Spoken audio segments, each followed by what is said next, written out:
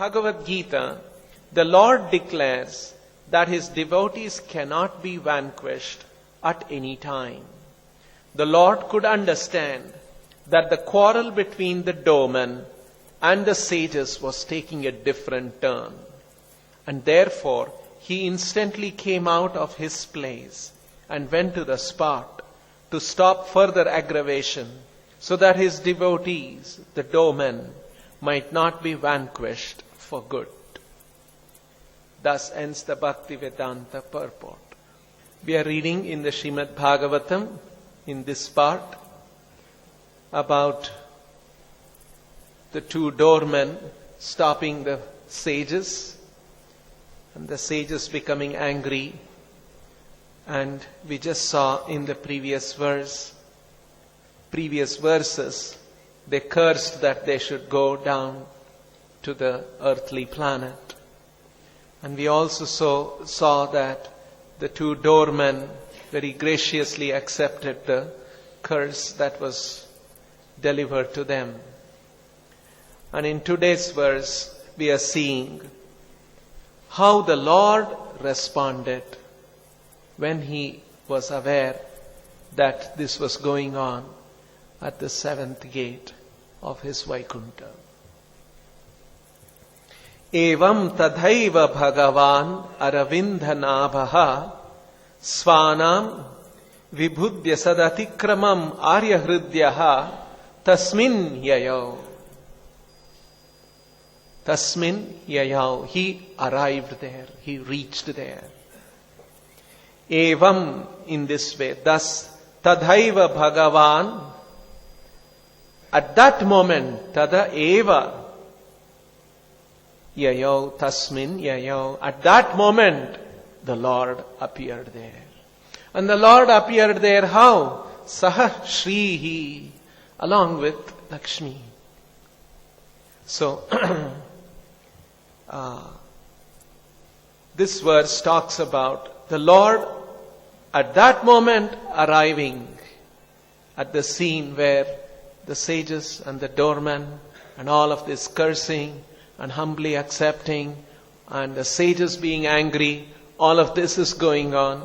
As Prabhupada mentions here, the Lord did not want further aggravation, and furthermore, something more should not happen to his devotees, the doormen. So the Lord arrived there. And so here, the Swanam Sadatikramam Vibhudhya. Swanam, his own servants, Sadatikramam, they had Atikramam, they had committed an offense. They had gone beyond what they should do. Atikramam, towards whom? Sad Atikramam, towards the great sages, the four sages. Sadatikramam, Swanam Sadatikramam Vibhudhya. The Lord became aware of that. And immediately the Lord Tasmin Yayau. And Tasmin Yayau, how did he go there? Charanau Chalayan Yayau. With his own feet, he arrived there. Sahashrihi, along with Lakshmi Devi. Now, what is the Lord's lotus feet like? There is an interesting adjective here. Paramahamsa Mahamuninam Anveshaniya Charanam. Anveshana means to search out or to seek after. So, the lotus feet which are sought after by whom? Mahamunina, Paramahamsa Mahamunina. Paramahamsa means the most elevated transcendentalist, and Mahamunina, and very, very great sages, transcendentalists, great sages, they seek out that lotus feet. Anveshaniya Charanau Chalayan Sahashrihi. Walking on those lotus feet, which is sought after by the great transcendentalists and the great sages, the Lord arrived there. And another expression that is used here is Arya Hridyaha. the Lord who is Arya Hridyaha, the Lord who is Aravinda Nabaha, Bhagavan Aravinda Nabaha, one who has a lotus in his navel, referring to the Garbhadakshayi Vishnu, and from the lotus sprouts, from his navel sprouts the lotus on which Lord Brahma is situated, and all the lokas are in the stem of the lotus. So he is known as Aravinda Nabaha, and here he is also described as Arya Hridyaha. Arya, righteous. Prabhupada has used that word. Hridyaha, the delight of, one who is attracted to. So Arya Hridyaha, the Lord who is the delight of the righteous, who is Aravinda Nabaha, and whose lotus feet are sought after by Paramahamsa Mahamuninam, Anveshaniya Charanaha, Chalayan Sahashrihi, along with Lakshmi Devi, he arrived there.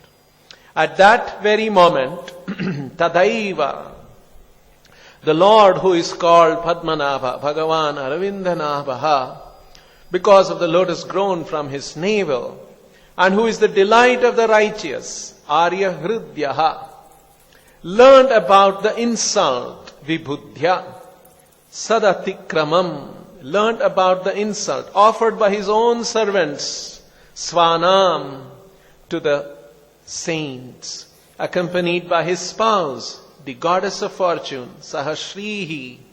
He went to the spot, Yayau, Tasmin Yayau, on those very feet, Charanau, sought for by the recluses and great sages.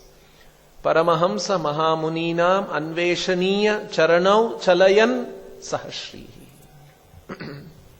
So, very beautiful verse describing how the Lord so concerned about his devotees and what was happening in the Vaikunta, and he personally arrived there immediately along with Lakshmi Devi. So, there are some very interesting points here from the verse. The Lord here is described as Arya Hridyaha, the delight of the righteous. This word Arya, Prabhupada also describes in other places. Arya refers to a civilized person. Aryan refers to civilized. In the Bhagavad Gita, when this word comes up in the 2nd chapter, Prabhupada explains the word Arya is one who knows the progressive values of life. So, human life is meant for progressing in values, in understanding, and one who is conscious of this, that human life we can achieve something which is very special, which is not possible in other living entities. So human life and human consciousness is very special, and so we must attain that higher understanding. One who is conscious of this, they are called Aryans, one who is conscious of the progressive values of life. Unlike in today's world, you see, who is called a civilized man? A man who is wearing a nice suit and a tie and a boot and going in a big car and living in a big house and these kind of things, he is considered to be a very civilized man. Right? That is what is thought of. But actually in the Vedic culture, it's not just your attire. So somebody may be in those kind of a very polished attire, but in his consciousness may have some other kind of a very lowly understanding. So that is not important. What is important is Arya Hridyaha, and the yardstick the test that is used here, what Srila Prabhupada is setting forth is, Arya Hridyaha, a person has to be judged by his tastes. What are his tastes? What is he attracted to? What delights him? You see? So, Arya Hridyaha means those who are very civilized, who know the progressive values of life, who have a refined consciousness, who have actually refined their consciousness. And how do we know they have refined their consciousness? Because their tastes have changed. That's the test. What is it that delights them? What is it that they are attracted to? What is it that they go after? So that is an indication of the level of consciousness of the person. So Arya refers not simply external dressing and those kind of things, but somebody who is evolved in his consciousness, and hence his likes, his what engages him, what attracts him, those objects have changed, and they are not some lowly material objects of this world, but the highest level of consciousness. They are attracted to the transcendental Lord. And so, the Lord is known as Arya Hridyaha. In that sense, Arya Hridyaha means those Lord who is the delight of the most civilized people. So, the Lord is the delight of the most civilized, most enlightened people. That is why Krishna says, Iti matva bhajante mam buddha bhava samanvitaha. Iti matva bhajante mam buddha bhava samanvitaha. They are enlightened Buddha, and they are bhava samanvitaha. Their heart is filled with bhava for the Lord, because they are enlightened and they know who is the Lord, what is Krishna's position. He's the source of everything. So this is the position of the Lord. And there is another expression in the Bhagavatam, very interesting expression about Shukadev Goswami, who's the speaker, great celebrated speaker of the Srimad Bhagavatam. And the Bhagavatam, when it is introducing Shukadev Goswami, Bhagavatam says Shukadeva was Harer Gunakshiptha Matihi. Harer Guna Akshiptha. Akshiptha is a similar word like Hridyaha, Hridya, Arya Hridyaha. Akshiptha means charmed by. What is it that he is charmed by? And it is said that Shukadev Goswami is charmed by Harer Guna, Hari's transcendental qualities. And his matihi, his consciousness, is charmed by the transcendental qualities of Hari. So Harer Gunakshiptha Matihi. So we can see the contrast. In modern society, we have people, they're just dressed up very well, but their consciousness, their tastes are actually very, very ordinary. They're attracted to women, they're attracted to some material sense gratification, they are full of greed and jealousy and all of those things. So those things are manifest. That's what is there in their heart, but externally they are dressed up very well and they appear like great civilized gentlemen. So we can see the yardstick in the Vedic culture, such a much more deeper understanding of a person who is an evolved person. And according to the evolution of the person, his tastes will differ. What he is attracted to will differ. You see, in the 17th chapter, which we are chanting in the morning, Bhagavad Gita, Krishna also talks about the different kinds of Shraddha. The chapter is called Divisions of Faith, based on the three modes of material nature. So Krishna talks about how according to the modes of material nature we are influenced, we have different kinds of faith, we have different kinds of understanding. And when it comes to food, Krishna talks about this is what they are attracted to. So people who are in the mode of ignorance, tamasa, tamasika, they are attracted to one kind of food. Because that's their nature, that's their consciousness is affected in that way. If they are in Rajoguna, they are attracted to some. If they are in Sattvaguna, they are attracted to some other kind of food.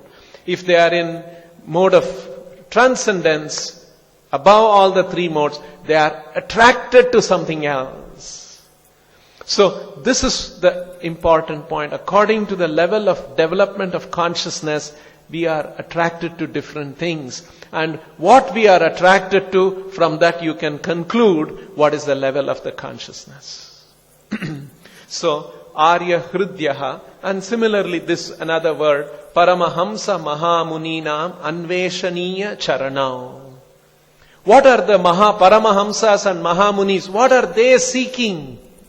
What is it that they are looking for? That lotus feet of the Lord. Anveshaniya Charana. So, this is the important thing. There was one conversation with Srila Prabhupada, and some devotees brought up, some Indian guests brought up the discussion about one very popular edition of a Ramayana, which is very well known in our country. And then they brought up that book and the discussion about that. And then Prabhupada started telling about that author, and that how the author does not come in a proper parampara, and his understanding is mixed with Mayavada understanding, impersonal understanding, although he has written on Ramayana and so on. And then when the discussion went on, at one point Prabhupada brings out something very interesting. He says, by reading that book, I have not come across one person who has come to the spiritual platform. Not a single person has come to the spiritual platform.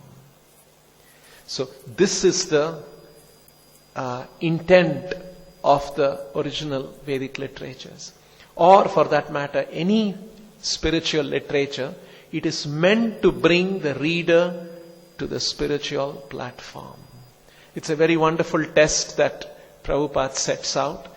And if there is a literature, and we want to judge that literature, we have to see if that literature is able to bring the readers and the followers of that literature to a spiritual platform. So, spiritual platform means the Brahma Bhuta platform. It means the liberated platform. And once you are on that liberated platform, your tastes will be different. You are charmed by different things. You are delighted by different things. And what are you delighted? The most exalted spiritualists, they are delighted by Lord Shri Krishna, His personality, His name, His form, His service, His pastimes, remembering them and chanting about the Lord's pastimes, chanting the Lord's holy name. This is what delights them. So, this is the important point that Prabhupada brings out, that a literature has supposed to bring about the readers to the transcendental platform. We see that happening with Srila Prabhupada's books and the Gita and the Bhagavatam. When we read these books, it brings about that change in the heart of people. We are inspired that yes, this is the goal of life. This is what we should be doing. Not that we should be running after sense gratification like cats and dogs do, running after the senses. So, there was another news article just a few days before.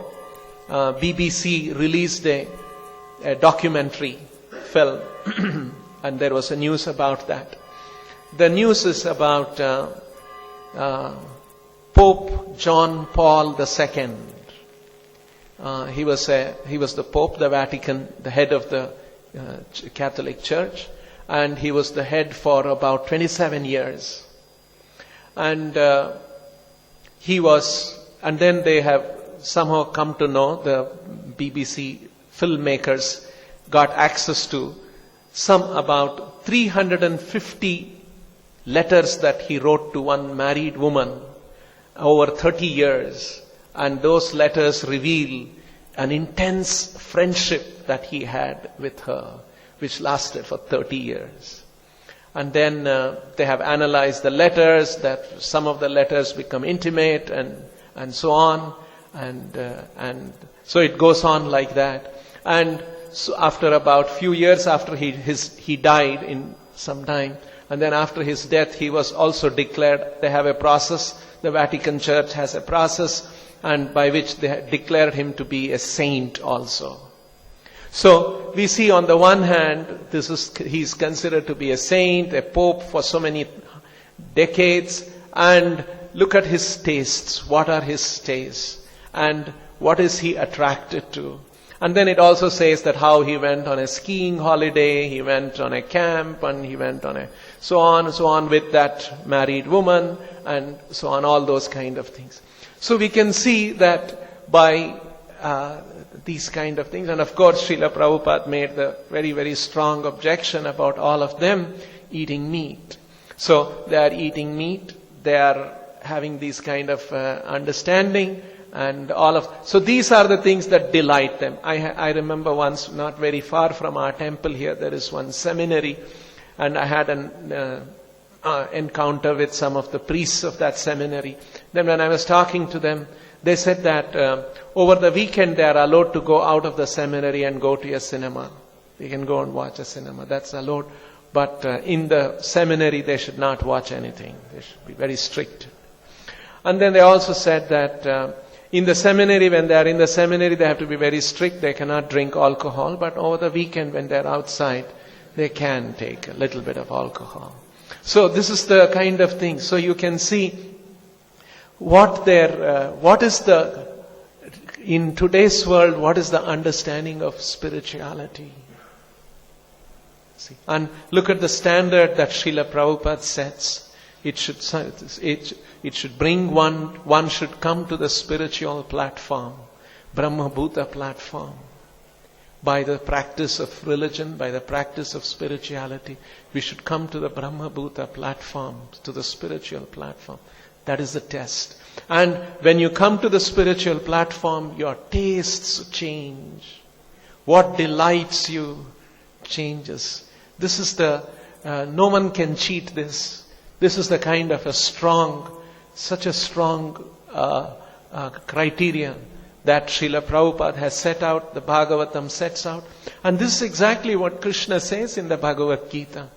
Vishaya vinivartante niraharasya dehinaha rasavarjam rasopyasya param drishtva nivartate. It's a very interesting verse. The verse talks about two things. Niraharasya dehinam. Niraharasya, one meaning of the word nirahara means not eating food. Right? Ahara, nirahara. So, not eating food. But here, niraharasya refers to negative, restricting principles. Negative principles. Don't do this, don't do this. Vishaya vinivartante niraharasya dehinam rasavarjam rasopyasya. Here the niraharasya dehinam, one who is abstaining, following all of these negative restrictions. Niraharasya dehinam. Dehinam, a person who has an embodied person, a living entity. Niraharasya dehinam. Vishaya vinivartante. Rasavarjam vishaya vinivartante. Vishaya vinivartante means he is abstaining from the vishayas. That's what the meaning of niraharasya. He is not supplying the vishaya. Vishaya refers to indriya vishaya. So he is abstaining from vishaya. Vishaya vinivartante niraharasya dehinam rasavarjam. Only vishaya vinivartante. Rasavarjam vishaya. Meaning rasa, other than rasa, rasavarjam means apart from the sense of enjoyment. In other words, the sense of enjoyment is still there. So he may be niraharasya dehinaha, vishaya vinivartante, but rasavarjam vishaya vinivartante. He is still attracted to that rasa for enjoying the vishaya is there. Other than that, he is abstaining from the vishaya. But rasopyasya param drishtva, what is that? Param drishtva nivartante. Rasopyasya param drishtva nivartante. But when you do param drishtva, when you have the transcendental experience, raso api nivartante. Even the desire, even the sense of enjoyment goes away. So it is not that he is only abstaining strictly on the basis of certain principles, that no, I must not. One who has developed param drishtva, rasopyasi param drishtva nivartate. Rasavarjam rasopyasya param drishtva nivartate. So the first point in this verse is vishaya vinivartante niraharasya dehinam rasavarjam. This is the first point. He is niraharasya dehinam, abstaining from vishaya, but his desire for enjoying the senses may still remain. But rasopyasi param drishtva nivartate. One who is param drishtva, one who has had the transcendental experience, even the taste goes away.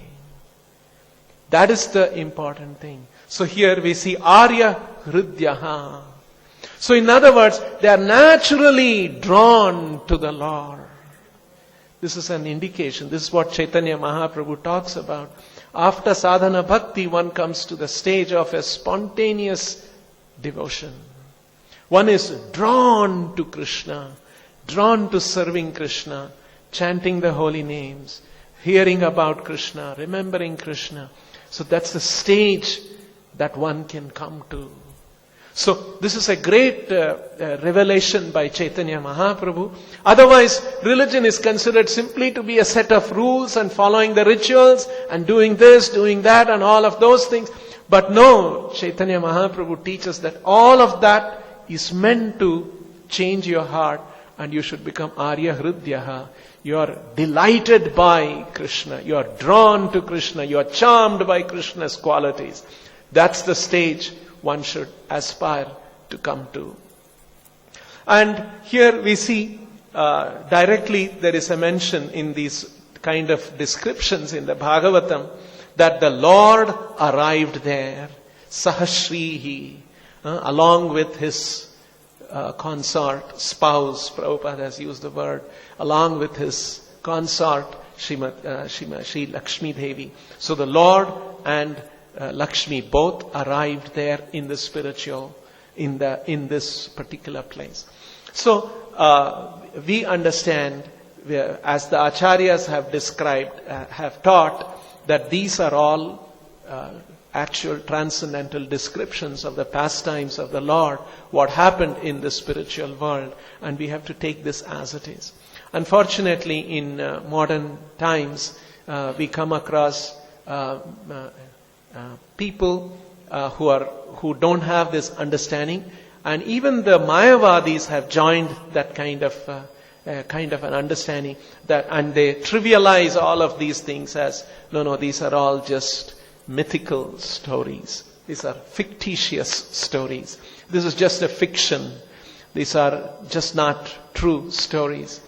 But that is not the way acharyas have described.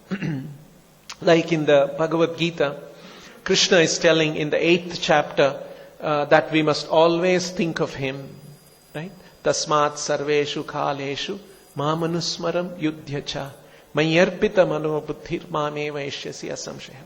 And Krishna says that in what context? Because Arjuna has asked the question, what happens to, what state one will attain after he leaves this body. So for that Krishna has said that what state of consciousness one has at the time of death determines the next body. And then after saying that, Krishna is saying, therefore, Yam yam vapi smaran bhavam tyajatyante kalevaram. So, what kind of consciousness you have at the time of death decides the next body. And therefore, tasmat sarveshu kaleshu mamanusmaram. Therefore, think of me always and fight. Now, soon after that, Krishna explains how we should think of him. It's a very nice instruction by Krishna. He says, Kavim Puranam Anushasitaram Anoraniyam Sam Anusmaret Yaha Sarvasya Dataram Achintya Rupam. Very clearly Krishna is saying, you should think of me as one who has Achintya Rupam. Aditya Varnam Tamasah Parastat. And his Achintya Rupa, this is how we should think of him. Kavim Puranam Anushasitaram. Kavim, he is the most learned, one who knows everything. The Lord is the knower of everything. Kavim Puranam, he is primeval, most ancient. Anushasitaram, everything is under his Anushasana. He is the giver of the rules. Everything is under his control. Kavim Puranam Anushasitaram Anoraniyam Sam. And he is smaller than the smallest. The soul is considered to be very small, very fine. And Krishna is so fine he can enter even the finest soul. Anoraniyam Sam Anusmaredyaha. In this way one should remember me. Sarvasya Dataram. One who is the giver, one who is the maintainer of everyone. Achintya Rupam, one who has got an inconceivable form. He has a form, but that form is not conceivable by our material senses. He has a different kind of a spiritual form. Aditya Varnam, and his form is always luminous, never in ignorance. Tamasah Parastat, he is Parastat.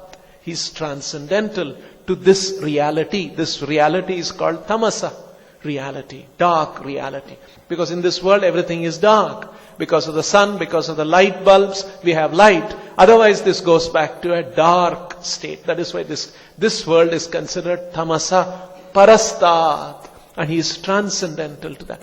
So very clearly in the Vedic literature, this Aditya Varnam tamasa parastat is a statement that comes in the Rig Veda. It's a statement that comes in the Shvetashvatara Upanishad, many other Upanishads, in the Bhagavad Gita. So again and again Vedic literatures have described that his position is transcendental. Cannot be accessed by these material senses and the material mind and intelligence. You need another kind of a spiritual learning. When you will be able to access that, when you will be able to experience param drishtva, you will be able to see, you will be able to experience that transcendental reality. There is a process. One has to go through that process. By that process you can have access to that higher reality. And so all of this is described, but still the Mayavadis, along with the other materialistic people who don't have faith in the Vedic literatures, they say all of this is myth. These are not to be taken seriously. If at all it has got some message, some good message, you can take that. So that is why people think that educated people, intelligent people, they think that these are all just some entertaining stories. And if you check the Mayavadis, even they will think in the same way. Yes, these are all it has a message and it has got no reality. But this is not the way Acharyas have presented. This has a transcendental Vedyam vastu matra Vedyam vastava matra vastu shivadam. This Bhagavatam is teaching us the reality, ultimate reality. Vastu, Vedyam, it enables us to understand the ultimate reality. And that ultimate reality is a transcendental reality. Not seen, not accessible to the material senses. So these pastimes of the Lord have to be taken as it is, and as it is given by the scriptures and as it is given by the acharyas, and not be confused by these modern interpretations and the Mayavadis' interpretations. We'll stop here. Grantaraj Srimad Bhagavatam ki, Srila Prabhupada ki.